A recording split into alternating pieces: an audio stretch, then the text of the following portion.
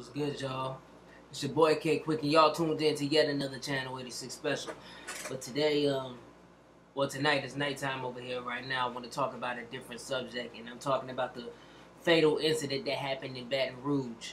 You know, with the fatal shooting and murder. We can call it what it is, murder of Alton Sterling.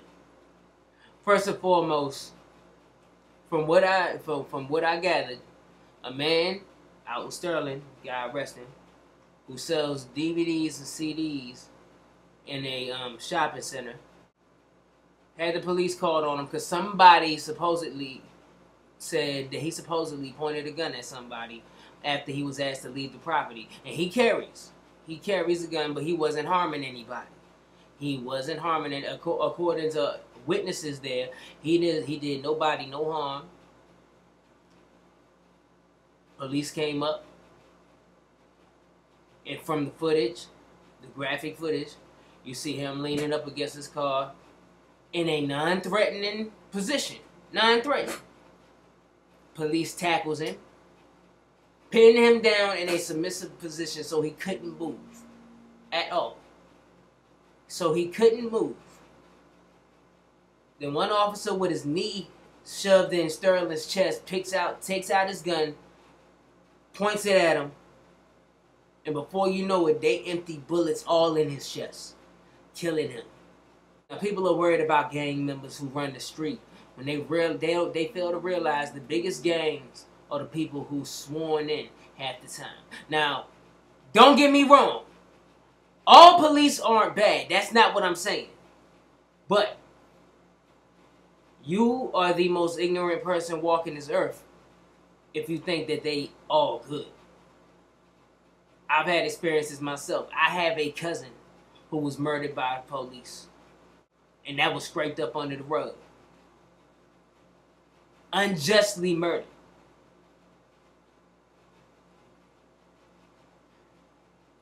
These are people who are supposed to protect and serve us now. These are people who are supposed to protect and serve us. And me as a young black man, stepping out of your door every day, you're not guaranteed to come back. Because the people who are sworn in to protect you just may be the ones who take you away. Just may be the ones to take you away.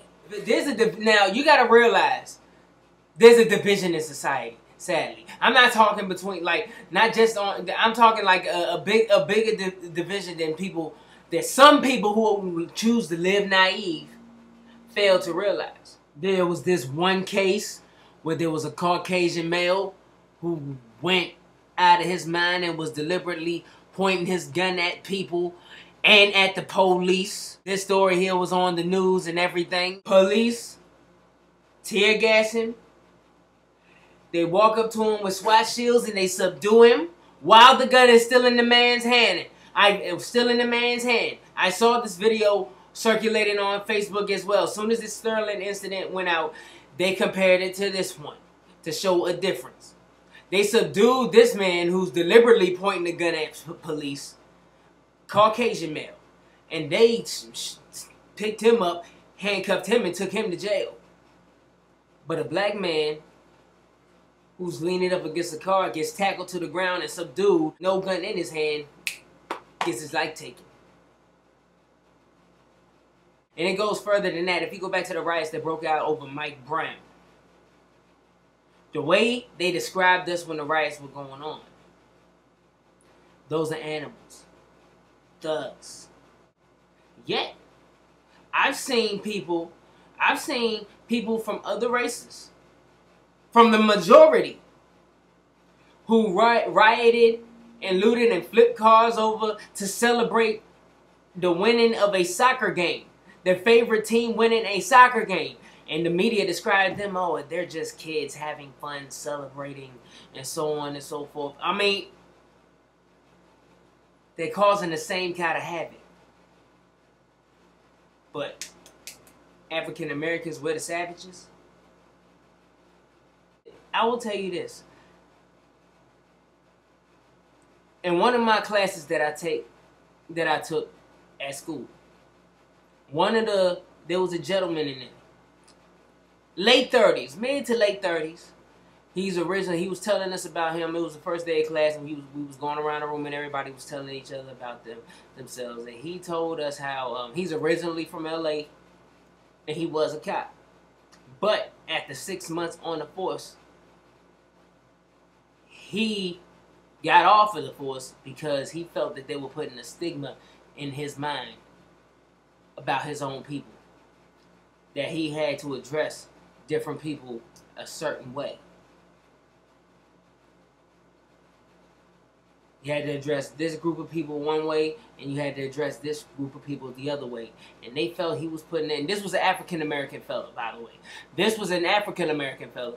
They said he felt that they were putting a stigma in his mind. Trained racial profile against his own people. And from then on, he left the force. Racism isn't going anywhere. But there's some people who are naive. Some people are naive because they don't have to live with the same hurdles or same struggles other cultures have to live with. And it's not even just African Americans, it's many of minorities. Many who get stuck with the same stereotypes, the same stigmas that have been placed on us in this country. Now, they didn't have to kill Sterling. They did not have to kill that man. They had him already subdued. They had him already subdued in a position to where he could not do any harm to them whatsoever. Police officers are supposed to be trained to not even pull their firearm unless it's a very last resort. They have batons, they have pepper spray, they have tasers. They're trained not to pull their firearm unless they feel it's a life or death situation and there is no other alternative. They already had that man subdued on the ground in a submissive position to where he was unable to cause any type of harm. And that man is now dead.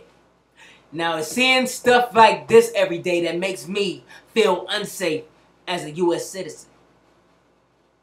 I feel very unsafe when I walk out my house. I feel very unsafe for the young African-American children who step out of their house to go to school. I feel unsafe for the people who go to work. I feel unsafe because the ones who are supposed to protect and serve us, we don't know half the time when we get stopped or pulled over whether we're going to leave the traffic stop alive or not. Or when we get approached by an officer, we don't know what's going to pop off or whether we're going to be able to leave the situation alive or not. We got to walk on eggshells. The only thing we can do is do whatever we can to make it back home safely to our families.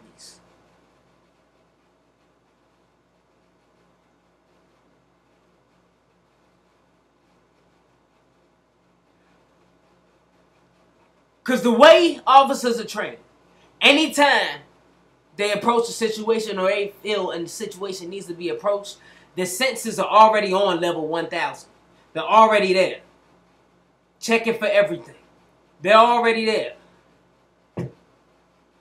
And when there's crooked things going on, we don't know where their mind at. If they're already trained to be here, if something crooked or racially motivated is going on, the situation is in nobody's control but that officer. The only thing we can do as people is do whatever we can, comply in any way we can so we can make it back home. And apparently, by the way, my people are being dropped like flies due to the people that are supposed to some of those who are supposed to protect and serve us. I'm not putting all, and no, not for a single solitary second am I putting all police officers in one category. But to those that are supposed to protect and serve us and end up doing a disservice by taking the lives that they are supposed to protect, we don't know whether we're going to make it home or not.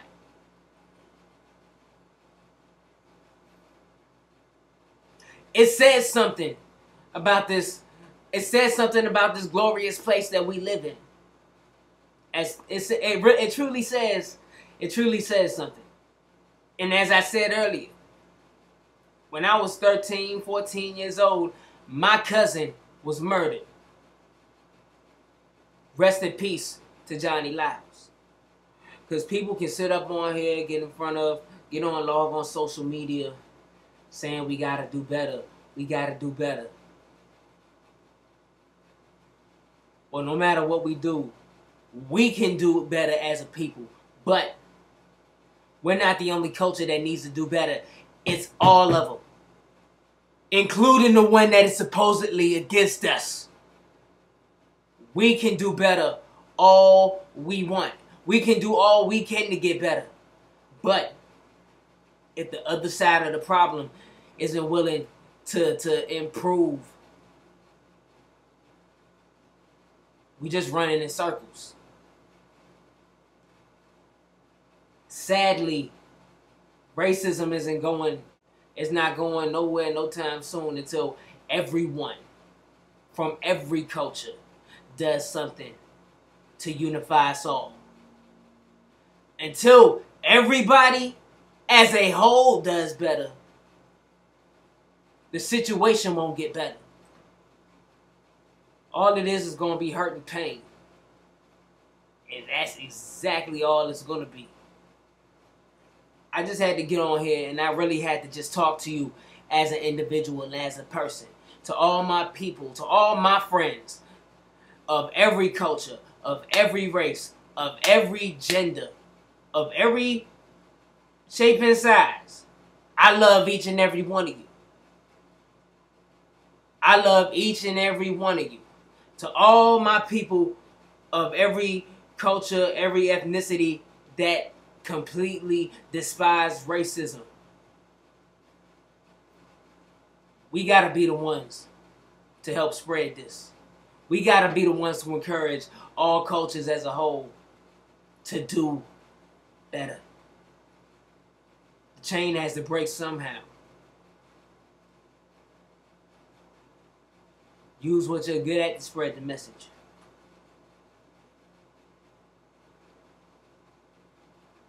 God rest the souls of everyone we've lost to racism, police brutality, hate crimes. God rest each and every one of your souls. Forever, the families of those people remain in my prayers. Alton Sterling, may you rest in peace, brother. We just gotta do better. Okay, quick. Signing out.